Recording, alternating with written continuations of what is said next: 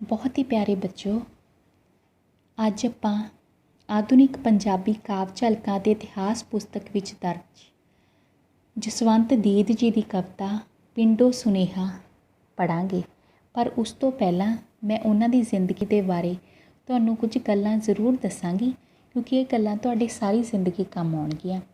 ਜਸਵੰਤ ਦੀਦ ਜੀ ਦਾ ਜਨਮ 11 ਮਾਰਚ 1954 ਨੂੰ ਸ਼ਾਹਕੋਟ ਜਲੰਧਰ ਵਿਖੇ ਹੋਇਆ। MA MPhil Punjabi university Patiala ਤੋਂ ਅਤੇ PhD ਗੁਰੂ ਨਾਨਕ ਦੇਵ ਯੂਨੀਵਰਸਿਟੀ ਤੋਂ ਕੀਤੀ। ਉਹਨਾਂ ਨੇ ਵੱਖ-ਵੱਖ ਦੂਰਦਰਸ਼ਨ ਕੇਂਦਰਾਂ 'ਤੇ ਉੱਚ ਅਧਿਕਾਰੀ ਵਜੋਂ ਸੇਵਾਵਾਂ ਨਿਭਾਈਆਂ।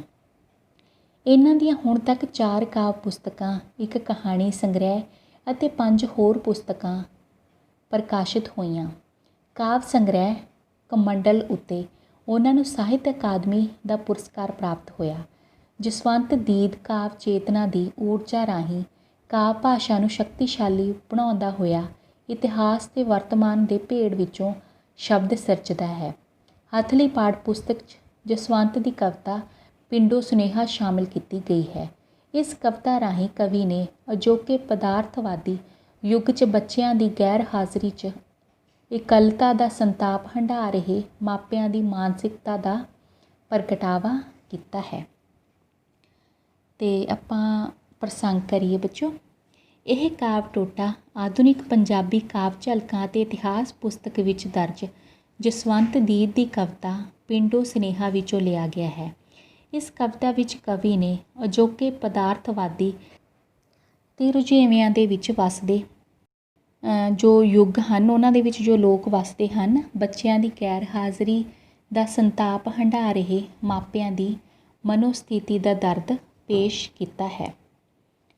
ਅਤੇ ਚਲੋ ਫਿਰ ਆਪਾਂ ਕਵਿਤਾ ਪੜ੍ਹੀਏ, ਵਿਆਖਿਆ ਕਰੀਏ। ਪਿੰਡੋਂ ਸੁਨੇਹਾ।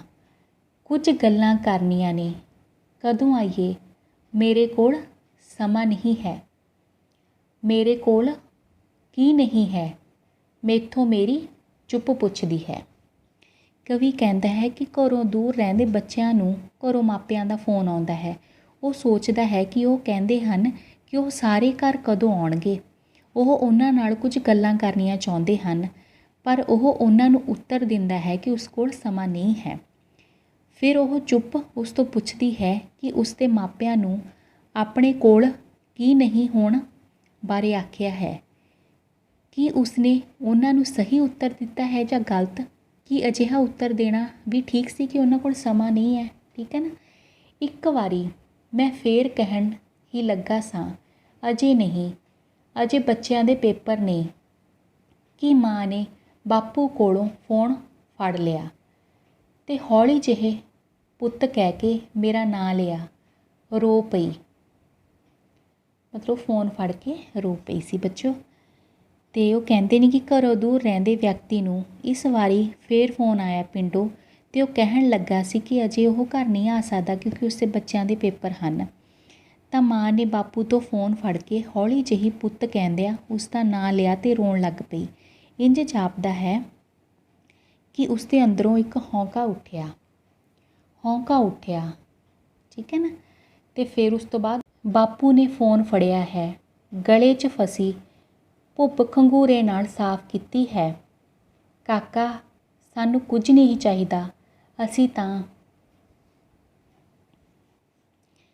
ਉਹ ਕਹਿੰਦੇ ਹਨ ਕਿ ਜਦੋਂ ਘਰੋਂ ਦੂਰ ਰਹਿੰਦੇ ਵਿਅਕਤੀ ਨਾਲ ਗੱਲ ਕਰਦੀ ਮਾਂ ਆਪਣੇ ਅੰਦਰੋਂ ਹੌਂਕਾ ਉੱਠਣ ਕਰਕੇ ਰੋਣ ਲੱਗ ਪਈ ਤਾਂ ਬਾਪੂ ਨੇ ਉਸ ਕੋਲੋਂ ਫੋਨ ਫੜ ਲਿਆ। ਉਸਨੇ ਗਲੇ ਵਿੱਚ ਫਸੀ ਭੁੱਬ ਮਤਲਬ ਦੁੱਖ ਨੂੰ ਖੰਗੂਰੇ ਨਾਲ ਸਾਫ਼ ਕੀਤਾ ਅਤੇ ਕਹਿਣ ਲੱਗਾ ਕਿ ਸਾਨੂੰ ਕੁਝ ਨਹੀਂ ਚਾਹੀਦਾ, ਹੋਰ ਕੁਝ ਵੀ ਨਹੀਂ ਚਾਹੀਦਾ, ਪਰ ਕਹਿ ਨਾ ਸਕੇ ਉਹ।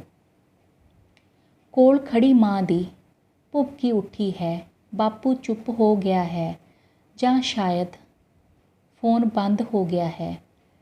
ਆਵਾਜ਼ਾਂ ਬੰਦ, ਫੋਨ ਅੰਦਰ ਉੜਦੀਆਂ ਨੇ। ਕੋਲ ਖੜੀ ਮਾਂ ਦੇ ਅੰਦਰੋਂ ਭੁਬਕ ਨਿਕਲਦੀ ਹੈ ਅਤੇ ਬਾਪੂ ਵੀ ਚੁੱਪ ਕਰ ਜਾਂਦਾ ਹੈ। ਹੋ ਸਕਦਾ ਹੈ ਕਿ ਫੋਨ ਬੰਦ ਹੋ ਗਿਆ ਹੋਵੇ, ਪਰ ਇਸ ਪਿੱਛੋਂ ਉਸ ਨੂੰ ਮਿਲਣ ਲਈ ਤੜਫਦੀਆਂ ਉਹਨਾਂ ਦੀਆਂ ਇੱਛਾਵਾਂ, ਉਹਨਾਂ ਦੇ ਮਾਪਿਆਂ ਦੇ ਜੋ ਸੁਪਨੇ ਨੇ, ਸਧਰਾਂ ਨੇ, ਉਹ ਉਸ ਨੂੰ ਬੰਦ ਫੋਨ ਦੇ ਵਿੱਚੋਂ ਵੀ ਸੁਣਾਈ ਦੇ ਰਹੇ ਹਨ। ਤੇ ਸੱਚਮੁੱਚ ਬੱਚਿਓ ਬੱਚੇ ਉਡੀਕਦੇ ਰਹਿੰਦੇ ਨੇ ਆਪਣੇ ਮਾਪਿਆਂ ਨੂੰ ਜਦੋਂ ਤੱਕ ਘਰ ਨਹੀਂ ਆਉਂਦੇ, ਪਰ ਜਦੋਂ ਵੱਡੇ ਹੋ ਕੇ ਕਿਤੇ ਦੂਰ ਚਲੇ ਜਾਂਦੇ ਨੇ ਮਾਪੇ ਸਾਰੀ ਜ਼ਿੰਦਗੀ ਉਡੀਕਦੇ ਨੇ ਵੀ ਉਹ ਆਉਣ, ਪਰ ਬੱਚਿਆਂ ਕੋਲ ਵਕਤ ਨਹੀਂ ਹੁੰਦਾ। ਅਤੇ ਇੱਦਾਂ ਨਹੀਂ ਕਰਨਾ ਚਾਹੀਦਾ, ਆਪਾਂ ਨੂੰ ਆਪਣੇ ਮਾਂ ਬਾਪਾਂ ਦਾ ਧਿਆਨ ਰੱਖਣਾ ਚਾਹੀਦਾ ਹੈ। ਹੌਕਾ ਕੀ ਹੁੰਦਾ ਬੱਚਿਓ? ਦੁੱਖ ਭਰਿਆ ਸਾਹ। ਭੁੱਬ ਕੀ ਹੁੰਦੀ ਹੈ? ਧਾਹਾਂ ਮਾਰ ਕੇ ਰੋਣ ਦੀ ਆਵਾਜ਼। ਬਾਪੂ ਪਿਤਾ ਖੰਘੂਰਾ ਬੋਲਣ ਤੋਂ ਪਹਿਲਾਂ ਗਲਾ ਸਾਫ਼ ਕਰਨਾ। ਅਤੇ ਹੁਣ ਆਪਾਂ ਕੇਂਦਰੀ ਭਾਵ ਕਰਦੇ ਹਾਂ। ਪਿੰਡੋ ਸੁਨੇਹਾ ਕਵਿਤਾ ਜਸਵੰਤ ਦੀਦ ਦੀ ਰਚਨਾ ਹੈ। ਇਸ ਵਿੱਚ ਕਵੀ ਨੇ ਅਜੋਕੇ ਪਦਾਰਥਵਾਦੀ ਅਤੇ ਰੁਝੇਵਿਆਂ ਭਰੇ ਯੁੱਗ ਵਿੱਚ ਦੂਰ ਵੱਸਦੇ ਬੱਚਿਆਂ ਦੀ ਗੈਰ ਹਾਜ਼ਰੀ ਦਾ ਸੰਤਾਪ ਹੰਢਾ ਰਹੇ ਮਾਪਿਆਂ ਦੀ ਮਨੋਸਥਿਤੀ ਦਾ ਦੁਖਾਂਤ ਪੇਸ਼ ਕੀਤਾ ਹੈ।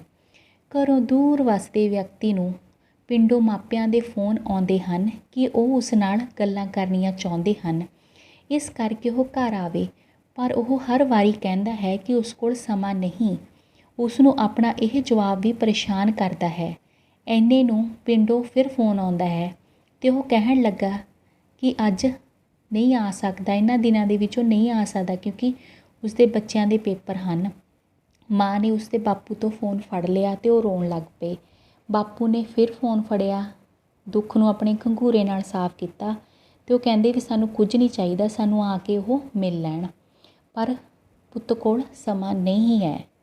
ਇੱਦਾਂ ਨਹੀਂ ਕਰਨਾ ਚਾਹੀਦਾ ਬੱਚਿਓ, ਠੀਕ ਹੈ ਨਾ। ਜੋ ਗੈਰ ਹਾਜ਼ਰੀ ਜੋ ਬੱਚਿਆਂ ਦੀ ਹੁੰਦੀ ਹੈ ਨਾ, ਉਸ ਵਿੱਚ ਮਾਪੇ ਬਹੁਤ ਦੁੱਖ ਹੰਢਾਉਂਦੇ ਨੇ। ਅਤੇ ਪ੍ਰਸ਼ਨ ਉੱਤਰ, ਜਸਵੰਤ ਦੀਦ ਜੀ ਦੀ ਕਵਿਤਾ ਕਿਹੜੀ ਹੈ? ਪਿੰਡੋ ਸੁਨੇਹਾ।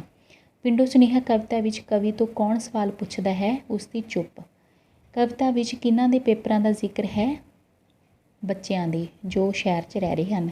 ਪਿੰਡੋ ਸੁਨੇਹਾ ਕਵਿਤਾ ਵਿੱਚ ਪੁੱਤ ਦੇ ਮਾਪਿਆਂ ਵਿਚਕਾਰ ਗੱਲਬਾਤ ਕਿਹੜੇ ਮਾਧਿਅਮ ਰਾਹੀਂ ਹੁੰਦੀ ਹੈ? ਟੈਲੀਫੋਨ ਦੇ ਰਾਹੀਂ।